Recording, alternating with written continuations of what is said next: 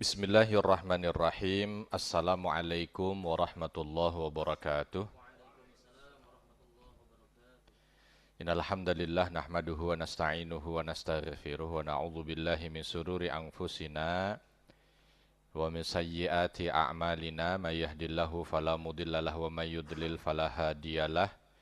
Asyhadu an la ilaha illallah wahdahu la syarikalah wa asyhadu anna Muhammadan abduhu wa rasuluhu la nabiyya ba'dah. Allahumma salli wa sallim wa barik ala nabiyyina Muhammadin wa ala alihi wa ashabihi wa mawalah ma ba'd. Rabbi shrah li sadri wa yassir li amri wahlul 'uqdatam min lisani yafqahu qawli. Allahumma 'allimna ma yanfa'una wanfa'na bima 'allamtana. Allahumma hdina wahdi bina waj'alna sababan wa sabilan liman ihtada. Segala puji hanya bagi Allah, salawat dan salam semoga senantiasa tercurah kepada junjungan kita baginda Nabi Muhammad sallallahu alaihi wasallam. Alhamdulillah, Bapak dan Ibu yang dirahmati Allah, kita sudah di penghujung bulan Safar. Mudah-mudahan Allah Subhanahu wa taala berikan kebaikan pada kita di bulan ini. Dan insya Allah mudah-mudahan Allah Subhanahu wa ta'ala senantiasa bersamai kita dengan hidayahnya, petunjuknya, sehingga kita termasuk bahagian hamba-hambanya yang terus dipilih untuk bahagia dan semangat di taman-taman syurga. Di antara taman-taman syurga yang disebut oleh Nabi SAW adalah majelis ilmu. Jadi berbahagia kita ketika saat ini terpilih untuk mengisi waktu siang ini bersama-sama di taman syurga. Mudah-mudahan ini menjadi penanda kalau kita menjadi hamba-hambanya yang terpilih juga untuk masuk ke dalam syurganya kelak di akhirat. Amin ya rabbal alamin. Apalagi yang akan kita bicarakan dalam majelis ilmu ini adalah kisah tentang manusia paling mulia, baginda Nabi Muhammad sallallahu alaihi wasallam. Yang tidak ada manusia paling mulia yang paling berhak, tidak ada manusia yang paling berhak untuk kita ceritakan kecuali Nabi. Tidak ada yang paling berhak untuk kita senantiasa ucapkan kecuali Nabi. Dan tidak ada manusia yang paling berhak untuk kita cari informasinya kecuali Nabi. Walaupun kadang-kadang dengan mudahnya media sosial yang ada di kita ini, kita lebih banyak mencari informasi tentang orang-orang yang lagi viral. Ya nggak salah. Kalau mau tahu tentang berita terkini silahkan. Tapi jangan sampai kisah nabinya lupa ya untuk diceritakan. Sebab kisah-kisah orang-orang yang saat ini menjadi perbincangan itu tidak akan menjadi pertanyaan kubur kita. Kita nggak akan ditanya tentang fulan dan fulan di kubur nanti. Ya, kalau kita tidak update itu ya, itu kita nggak akan dimarah oleh malaikat mungkar nakir. Kenapa kamu nggak update berita terkini? Nggak ada. Ya. Tapi kadang-kadang di era kita ini yang banyak kita cari ya berita-berita yang mau kita update.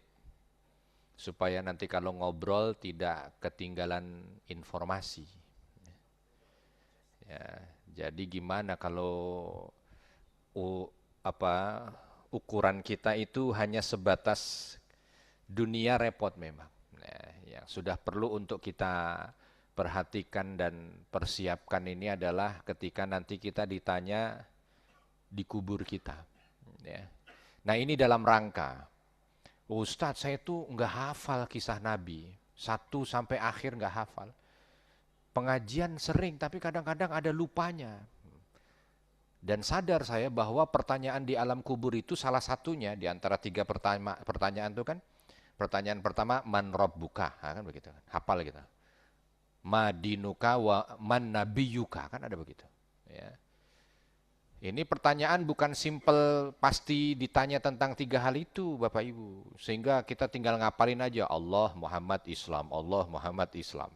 Bukan begitu, nanti tiba-tiba ditanya langsung sesimpel itu jawabannya. Man rabbuka Allah, ya. Man nabiyuka Muhammad, ma dinuka Islam, enggak begitu. Ini kisi-kisi ya. Kisi-kisi, artinya kisi-kisi itu pertanyaannya bisa jadi tentang itu bab utamanya, tapi pertanyaan tidak sesimpel itu. Ya, pertanyaan tentang zat Allah, pertanyaan tentang apa yang ada dalam Islam, dan pertanyaan tentang Nabi kita ini. Nah, saya nggak hafal Ustadz, ya, tapi sering kalau pengajian tentang kisah Nabi sering, tapi saya nggak hafal, nggak apa-apa. Sebab nanti yang akan Allah berikan ya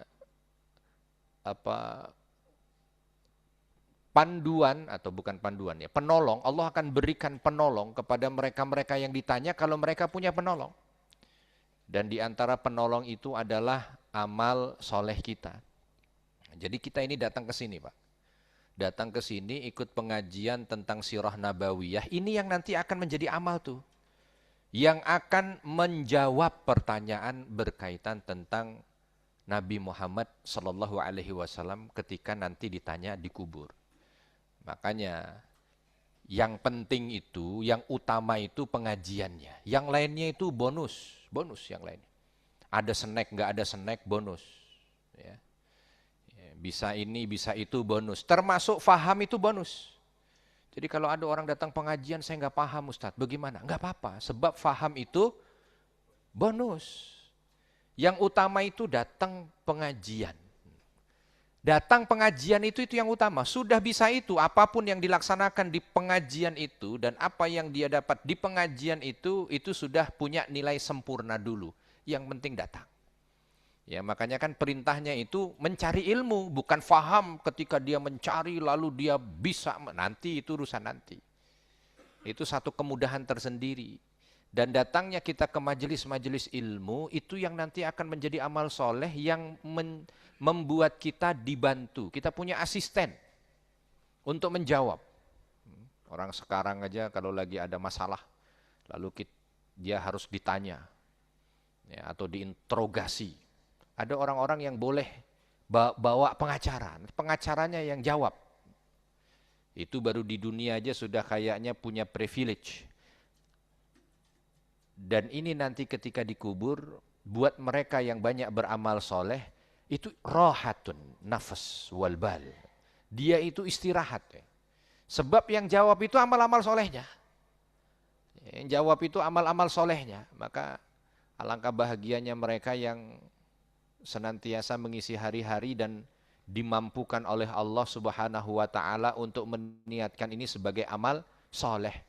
Ya, sebab ini nanti begitu ada pertanyaan, datang satu amal soleh, tenang, biar saya yang jawab. Datang pertanyaan, tenang, biar saya yang jawab. Sampai jawaban itu lulus semuanya dan akhirnya kubur itu dibentangkan sejauh mata memandang. Dipenuhi dengan segala kebahagiaan dan kenikmatan. Makanya kita bersyukur, betul-betul bersyukur. Ya, kalau misal nih, selepas ini kita balik ke kantor, tiba-tiba ada yang tanya, kemana tadi habis duhur? Pengajian lah. Wah, kasihan. Ya. Lah, kenapa kasihan? Tadi pas istirahat siang tuh bos bagi-bagi bonus. Per orang 35 juta. Cuman yang datang aja, kamu nggak datang, jadi kasihan. Kalau orang yang paham tentang ini, mohon maaf kalau cuma 35 juta, justru kamu yang kasihan. Sebab kamu tidak punya asisten yang bisa jawab nanti pertanyaan di kubur. Sebab 35 juta, 50 juta, 100 juta, nggak bisa buat nyogok malaikat, nggak bisa. Malaikat, waktu saya nggak pengajian nih, saya dapat bonus 100 juta, saya sogok, malah dipukul gada. Jadi itu kenikmatannya, bersyukur. Ya. Sehingga jangan sampai kita nyesal kalau misalkan lagi ada amal soleh yang dikerjakan, tiba-tiba kita ketinggalan dunia. Ya, nggak punya dunia, jangan nyesal. Ya, sebab itu sudah sesuatu yang luar biasa. Allah pilih, itu pilih. Kita ini untuk punya sesuatu yang bisa membantu kita di alam kubur. Wah itu, ya memang itu yang dicari orang kalau dia paham hidup. Ya, hanya kadang-kadang kita ini banyak yang dibuat tidak paham hidup. Sehingga yang dicari itu sesuatu yang sebenarnya ya hal yang bukan harus dicari. Itulah dia. Nah, kita akan bahas sekarang terakhir kemarin tentang Islamnya Umar ya. Jadi saya alhamdulillah kalau di sini enak ada catatan terakhir ya, kajian itu sampai di mana. Kemarin terakhir itu ketika Umar bin Khattab radhiyallahu anhu ya, ingin membunuh Nabi sebab emosi karena Hamzah ibn Abdul Muthalib yang notabene-nya itu paman Nabi masuk Islam. Dan di Mekah ini ada 2 jawara. Yang satu Hamzah, yang satu Umar. Walaupun kalau Umar dengan Hamzah tidak pernah jumpa duel, sebab jalurnya beda. Kalau Hamzah ini dia duelnya itu di jalanan. Ya, sedangkan Umar ini duelnya di atas ring. Ya, jadi memang jalurnya beda, tapi sama-sama jawara. Nah begitu Umar ini dengar, oh orang-orang Islam sekarang sudah mulai berani menampakkan keislamannya sebab sudah didukung Hamzah, marah Umar. Lalu dia keluar dari rumahnya dan dia acungkan pedang dengan tujuan membunuh Nabi. Jumpa dengan seorang sahabat yang kala itu sudah masuk Islam, Nu'aim bin Abdillah, tapi belum menyampaikan keislamannya, masih disembunyikan. Nah inilah dia takdir ya. Kalau sudah takdir itu pasti akan ada jalannya. Kalau nggak ketemu mungkin langsung jumpa dengan Nabi dan lain cerita juga. Tapi takdir. Nu'aim ini bilang, mau kemana? Mau bunuh Muhammad? Oh jangan kau bunuh Muhammad dulu. Lebih baik kau bunuh adikmu dulu. Sebab adikmu sudah menjadi pengikut Muhammad. Marah tuh Umar. Ya, adiknya yang paling dekat dengan dia, Fatimah binti Khattab. Tiba-tiba kok nggak ada angin, nggak ada hujan, nggak dapat informasi. Udah menjadi pengikut Muhammad. Antara percaya dan tidak sebab keluarga Khattab itu benci sekali dengan Nabi. Benci sekali sebab ayahanda dari Umar ini adalah pembuat berhala. Dan Nabi datang menghina berhala-berhala itu kan, benci. Dengan apa yang datang menghina karya dari ayahnya. Ya, marahnya Umar, tadinya mau cari, walau belum tahu di mana itu Nabi. Ya, kala itu langsung berjalan menuju ke rumahnya sang adik. Ya, adiknya lagi ada di situ. Nah adiknya karena dekat, jadi dengar suara tapak kaki kakaknya itu sudah tahu. Tak, tak, tak. Umar. Oh, kalau masuk sini mesti ada nyawa yang melayang. Lalu ada sahabat yang kala itu sedang mengajarkan Al-Quran, diminta untuk langsung bersembunyi di balik tirai. Betul, nggak lama Umar datang, didobrak itu pintu. Ya, begitu melihat apa yang ada di situ dengan mata yang sudah emosi, ditanya apa yang ada di tanganmu. Lihat, nggak boleh. Langsung diayunkan pedang Umar yang sudah dihunus itu disabet ke adiknya. Ya, tapi memang tujuan Umar tidak membunuh, jadi sabetan itu tidak mengenai leher. Ya, tapi ujung pedangnya kena ke pipi adiknya. Padahal Fatimah binti Khattab itu punya postur tubuh yang sama dengan Umar, besar. Itu aja terpental. Nah Umar ini Allah berikan fisik kuat, berani, tapi hatinya lembut. Ya. Sebelum ini ada peristiwa bagaimana Umar itu menjaga orang supaya tidak hijrah ke Habasyah. Di saat dia masih kafir nih ya, ada orang-orang kaum muslimin pergi hijrah ke Habasyah, dia hadang dia. Ada satu wanita kerabatnya. Kamu mau kemana? Saya mau hijrah. Kemana? Ke Habasyah. Ngapain? Untuk menyelamatkan iman saya. Oh, dan Umar tahu nih bagaimana wanita ini, pengecutnya, takutnya, lemahnya. Tiba-tiba kok bisa menjadi sekuat itu. Nah, itu udah ada sesuatu di hati Umar. Nah, itu kita tapi terlalu panjang kalau menceritakan itu. Nah, intinya begitu Umar melihat adiknya kala itu terluka dan mungkin lumur darah di wajahnya, Umar kala itu langsung luluh hatinya. Dia dekati adiknya. Tadinya hanya sekedar ingin ya seperti kakak yang menyesal lah memukul adiknya. Tapi kayaknya kok tangan ini kuat memegang sesuatu. Umar fokus pada yang dipegang oleh adiknya. Apa itu? Tiba-tiba adiknya berdiri lagi dan melihat sesuatu yang membuat adiknya kuat. Umar melihat itu. Kau tidak boleh baca ini, kata adiknya. Kalau kau mau baca, wudu. Ya, wudu. Umar nggak tahu cara wudu bagaimana. Lalu Sa'id ibn Zaid kala itu diminta, ya, suami dari adiknya Umar ini diminta untuk menemani Umar. Cari air, wudhu, datang baru dikasih. Nah, di luar dugaan yang dibaca itu memang surah Toha. Dan surah Toha itu, awal surah Toha itu kan berbicara tentang Al-Quran. Ya. Sekali lagi bicara takdir, Pak. Umar ini benci sekali dengan Nabi. Dan kalau dengar Al-Quran, memang ada perbedaan dengan Abu Jahal. Abu Jahal benci sekali dengan Nabi. Tapi kalau dengar Al-Quran, itu khusyuk, Pak. Itu Abu Jahal. Ya. Kafir dia, benci dengan Muhammad, tapi kalau mendengar Al-Quran dibaca, itu betul-betul nampak menghayati. Itu Abu Jahal. Bahkan mencuri-curi malam untuk datang ke rumah kaum muslimin yang biasa didengar dari dalam rumahnya suara Al-Quran. Dan bentuk dakwah pertama pada masa itu para sahabat diminta kalau lagi membaca Al-Quran dikeraskan suaranya. Ya, karena dakwahnya itu. Dan Abu Jahal ini tidak berani mukul orang kalau lagi baca Quran. Kalau lagi yang lain dia, lagi sholat itu kan. Nabi itu sering dianiaya oleh Quraisy itu kalau lagi sholat, lagi jalan, lagi. Tapi kalau lagi baca Quran, gak berani. Seolah mereka itu tahu ini bukan sembarangan. Nah, Umar bin Khattab lain. Kalau Umar bin Khattab itu mendengar ada Al-Quran dibacakan, tuh langsung dipukul mukanya. Jangan kau percaya, itu sihir. Walaupun hatinya ini tidak bisa memungkiri, ini sesuatu yang luar biasa. Tapi Umar pukul, sihir. Lalu kadang-kadang ditutup telinganya, kadang-kadang lari cepat. Jadi seolah ingin memungkiri, tetapi hatinya ini sebenarnya terpikat. Nah,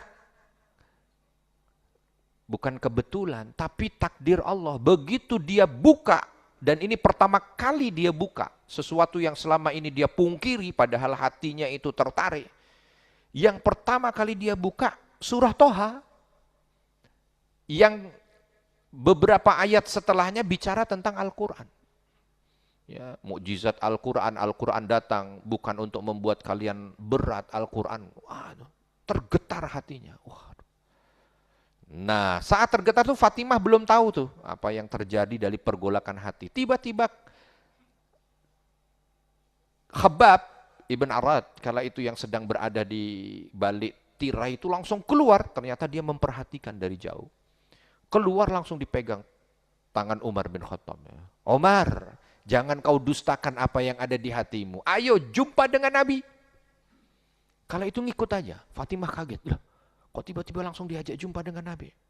Ya, tapi Khabbab, sahabat yang sudah bersama dengan Nabi dan terlatih hatinya untuk melihat bagaimana orang-orang yang sudah mulai ada cahaya hidayah. Keluar, pergi. Diajak pergi. Perginya ke rumah, ya, di mana Nabi berkumpul dengan para sahabat. Dulu ada satu rumah, Pak, yang digunakan oleh Nabi untuk kumpul. Ya. Tapi ini rahasia. Tadinya ketika sudah agak banyak yang Islam di Mekah, para sahabat itu bilang kepada Nabi, Nabi, kita ini disiksa, dianiaya. Kalau kita tidak pernah kumpul untuk saling menguatkan, takut iman kami ini habis. Dan kami bisa balik ke agama nenek moyang kami. Tidakkah kau pilih salah satu rumah agar kita itu kumpul dan ketika kumpul kita bisa saling menguatkan? Tapi Nabi bingung di rumah siapa ya. Sebab kalau kita ke rumah fulan, itu ketahuan dan pasti akan digerebek. Ada satu orang, Pak. Ini anak muda, umur 16 tahun. 16-17 tahun lah. Datang tiba-tiba kepada Nabi. Anak muda namanya Arqam. Bersyahadat kepada Nabi. Kaget itu. Sebab ini Arqam datang dari kabilah yang memusuhi Nabi. Ini satu kabilah dengan Abu Jahal. Bani Makhzum. Tiba-tiba dia datang, Rasul. Kalau memang kalian butuh sesuatu, tempat untuk berkumpul, pakai rumahku. Pakai rumahku. Yang rumahku ini aman sebab musuh tidak akan mengira kalau ini adalah tempat di mana kita berkumpul. Sebab aku ada di kabilah yang memusuhimu. Maka kala itu dipakailah. Dan ini adalah rumah dakwah pertama, Pak. Rumah dakwah pertama yang digunakan oleh Nabi berkumpul, ayat-ayat banyak turun di situ, dan ini dimiliki oleh anak muda. Usia cuma 16-17 tahun. Nah, sekarang kalau ada pertanyaan, kira-kira di sini ada pemuda 16 tahun? Gak ada. Padahal rumah dakwah pertama yang dipakai oleh Nabi dan kaum muslimin itu adalah rumah seorang anak muda. Makanya disebut dengan Darul Arqam. Wah, ini terkenal sekali. Letaknya di balik Bukit Sofa, tempatnya tinggi.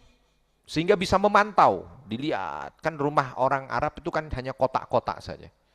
Dilihat. Nah, di momen ini kelihatan dari jauh yang memandang itu, ada Umar. Umar ini kan posisinya beda dengan yang lain. Posturnya Umar ini mungkin bisa dibilang 2 kali lipat orang biasa. Kalau lagi duduk begini, cari Umar paling mudah. Sebab apa? Kalau kelihatan ada yang seperti berdiri, itulah Umar. Kalau lagi berdiri seperti ada yang kayak naik onta, itulah Umar. Pokoknya posturnya lebih tinggi dibanding dengan yang lain. Begitu dilihat, Umar itu. Langsung yang menjadi pengintai menyampaikan kepada yang ada di dalam Darul Arqam untuk bersiap. Umar datang. Dan Khabbab di, apa itu namanya ya? Bahasa Indonesia kalau kepalanya digini ini apa namanya? Hah? Dipiting apa dia apa ya, pokoknya digini, kelihatan dari jauh padahal bukan seperti itu ya, tapi yang melihat, waduh, karena Khobab ini punya postur kecil, nah ini jumpa dengan postur besar kan, jadi walau gandeng dikira kayak dipiting, kayak dicekek ya, yang mengintain, waduh, bersama dengan Khobab, dan Khobab dicekek, wow, makin ramai yang di sini. Semuanya langsung ngeluarin pedang. Yang enggak heboh hanya 2. Satu tentu Nabi, ya, menunggu dengan tenang dan banyak berzikir. Yang satu lagi Hamzah, hanya ngelus pedangnya. Lagi semua orang sibuk sebab yang masuk Umar tuh sekali tebas 3 kepala hilang. Ya, semua pada sibuk, bagaimana ini, bagaimana. Kata Hamzah, tenang. Kenapa kalian? Tenang. Bagaimana tenang wahai Hamzah? Umar kemari. Dan kita sudah dengar berita, ternyata Nuaim bin Abdillah sudah sampai di situ dan menceritakan bagaimana cerita Umar yang mengeluarkan pedang dan ingin membunuh Nabi. Mungkin Nuaim mengatakan, waduh, ini berarti adiknya sudah dibunuh, ini tinggal kemari. Ya. Kata Hamzah, tenang. Kita tunggu aja apa maunya dia. Kalau dia masuk ke sini niat buruk, biar aku penggal lehernya dengan pedangnya.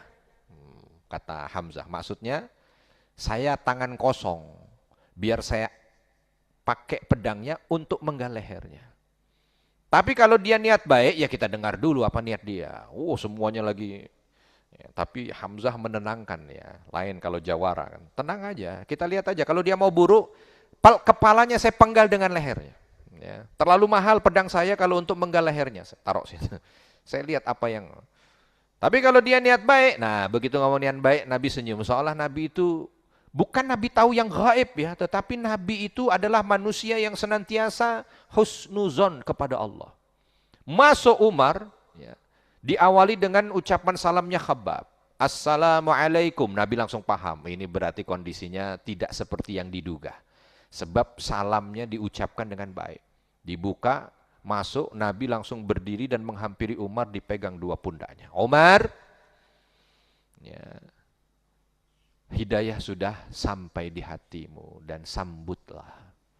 Maka Umar kala itu gemetar dan mengucapkan, aku ingin menjadi pengikutmu ya Rasulullah. Bagaimana caranya? Dibimbing syahadat. Asyhadu an la ilaha illallah, asyhadu an la ilaha illallah, wa asyhadu anna Muhammadar Rasulullah, wa asyhadu anna Muhammadar Rasulullah. Wah, bertakbir semuanya.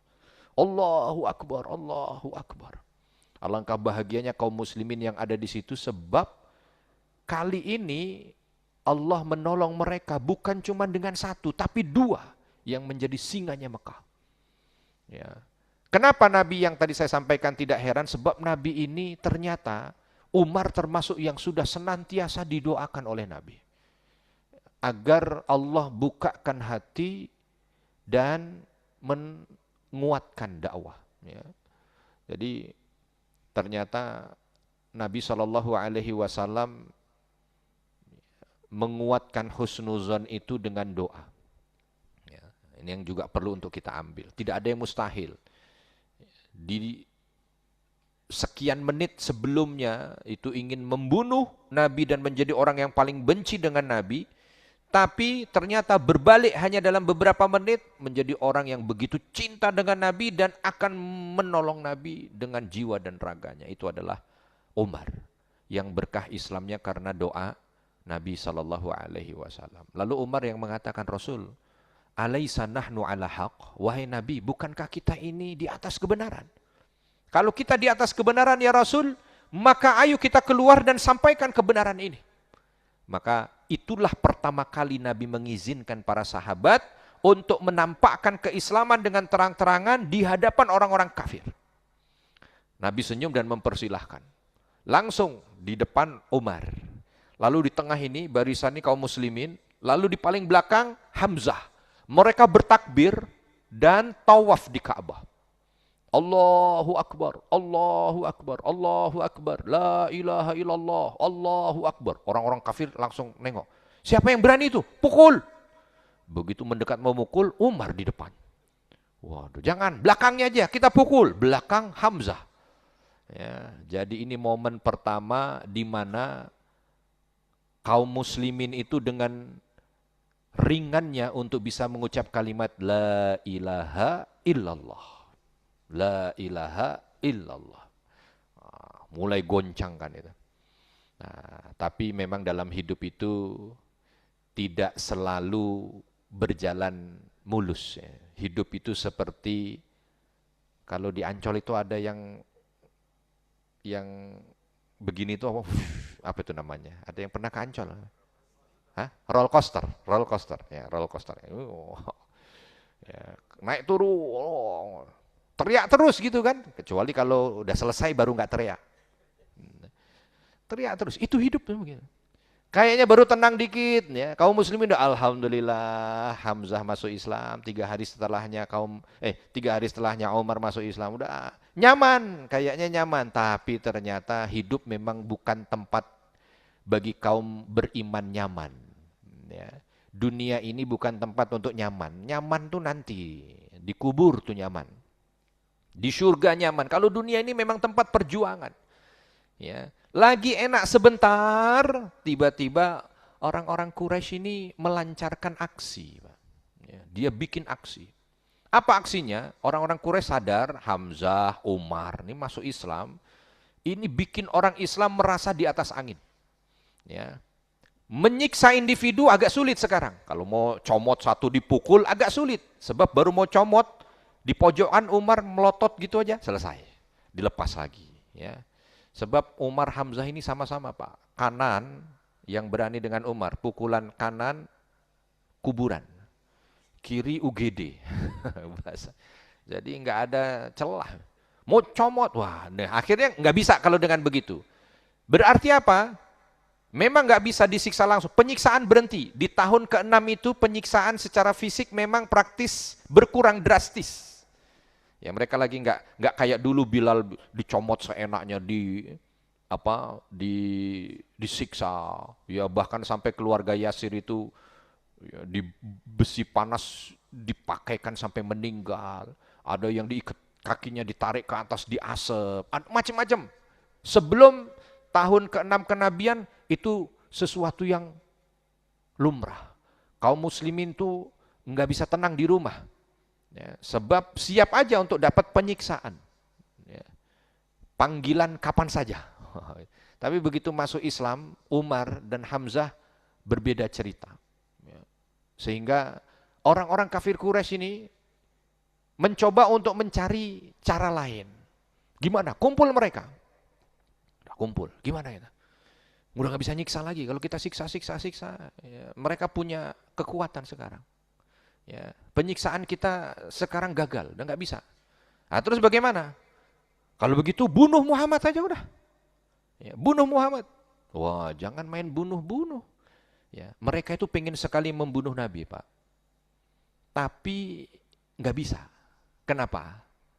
Karena mereka tahu Nabi ini punya kabilah yang punya kekuatan, Bani Hashim. Bani Hashim itu kuat. Bani Hashim, di bawahnya ada Bani Abdul Muttalib. Oh itu kuat. Jadi mereka ini, Bani Hashim atau siapapun lah kabilah yang ada di Arab itu, persaudaraannya kuat. Jadi walaupun dia tidak Islam, tapi kalau yang diungkit itu adalah kabilahnya, mereka akan mengorbankan nyawa untuk membela. Maka mereka nggak mau kejadian dua kali. Hamzah itu masuk Islam bukan karena Nabi disiksa, bukan. Ya, ponakanmu disiksa juga bukan. Tapi karena yang menyiksanya itu menghina kabilahmu. Wah, nggak terima. Wah. Dan mereka nggak mau lagi tuh kan. Wah, jangan. Kalau langsung dibunuh, itu nanti akan lain ceritanya. Oke, kalau tidak langsung dibunuh, bagaimana? Ya, belum saatnya sebab belum berani kita bunuh. Ya, jadi Nabi itu hadir dari satu kabilah yang besar itu ternyata ada satu perlindungan tersendiri. Ya, Nabi itu kan banyak perlindungan, Pak. Ya, di antaranya namanya aja Muhammad, yang terpuji. Itu Abu Jahal paling susah menghina Nabi. Ya, kalau mau dibilang tukang tipu, tapi namanya siapa yang tukang tipu? Itu yang terpuji. Nah, kan begitu repot. Ya, siapa yang tukang sihir? Itu yang terpuji. Jadi dan Nabi itu tidak bisa disematkan nama buruk, Pak. Abu Jahal sendiri disematkan nama buruk. Nama aslinya Abu Jahal itu Amr ibn Hisham. Julukannya, Pak, Abu Jahal ini sebenarnya julukan aslinya adalah Abul Hakam. Abul Hakam itu orang paling bijak. Tiba-tiba bisa disebut Abu Jahal. Ya, bukan sembarang sebut ya. Karena ada dari perjalanan hidupnya yang dia tergelincir dan akhirnya membuat dia itu dinistakan. Ada begitu. Nah, kalau mau cari perjalanan hidup Nabi, bahkan di mata orang kafir, mau cari jeleknya Muhammad itu susah, Pak. Ya, Muhammad ini memang dia bawa Quran kita, tapi apa jeleknya? Tukang bohong. Bukan, dia orang paling jujur. Ya, orang yang nggak peduli, bukan. Bahkan dia yang pertama kali hadir di depan rumah kita kalau kita kesulitan. Tukang ini bukan. Jadi susah. Makanya Nabi itu yang paling benci sekalipun tidak memberikan label buruk. Saking mereka paling mengerti tentang sosok Muhammad. Ya. Abu Sufyan yang kala itu masih kafir dan benci dengan Nabi, ketika diundang oleh Kaisar Romawi Heraklius, ditanya tentang siapa Muhammad ini, dijawab jujur dan semuanya kebaikan, Pak. Heraklius itu tanya, enggak ada keburukan darinya? Enggak ada, jawabannya. Musuhnya, Pak. Kalau kita nih punya orang yang enggak kita senengin, dipanggil, coba kamu ceritakan enggak baiknya fulan. Wah, itu langsung penuh. Kadang-kadang saya juga heran. Saya punya pelatihan suami istri. Itu kalau saya minta satu sesi gitu ya, ada sesi suami menulis kekurangan istri, istri menulis kekurangan suami. Panjang. Padahal itu pasangan ya. Itu panjang. Begitu diganti, sekarang tulis kebaikannya, mikir apa kebaikannya. Kan repot ini. Kalau Nabi itu lain, musuhnya aja nggak bisa. Nah, sehingga mereka nggak bisa tuh, kalau mau mencari celah ini gimana kita hoax, kita sudutkan, kita sewa, buzzer, bahasa, nggak bisa. Terus gimana? Tiba-tiba mereka ini punya ide, dan ide ini brilian. Sebab ide ini dilaksanakan, habis kaum muslimin. Ya. Apa idenya? Kita akan lanjut bulan depan. Ya, sebab pas sudah jam 1. Dan ini berat sekali untuk kaum muslimin, berat sekali. Dan ini berhasil dijalankan 3 tahun, Pak. 3 tahun ini menjadi pukulan berat untuk kaum muslimin. Dan kaum muslimin praktis nggak bisa melawan. Walau ada Umar, Hamzah, Khadijah, siapapun tidak bisa melawan. Dan kita perlu untuk belajar dari sisi ini supaya kita tidak menjadi umat yang selalu dikadalin, bahasanya begitu. Ya. Supaya kita menjadi umat yang mawas diri dan waspada. Kita akan lanjut di pertemuan berikutnya, nanti dicatat aja terakhir, bahwa apa yang akan dilancarkan oleh orang-orang kafir Quraisy menindas kaum muslimin dan berhasil melakukan penindasan ini 3 tahun. Dan ini berat sekali untuk kaum muslimin, bahkan ini yang menjadi penyebab wafatnya Khadijah radhiyallahu anha. Kalau ada kesalahan saya mohon maaf dan kepada Allah menampun. Subhanakallahumma wa bihamdika asyhadu an la ilaha illa anta astaghfiruka wa atubu ilaik. Assalamualaikum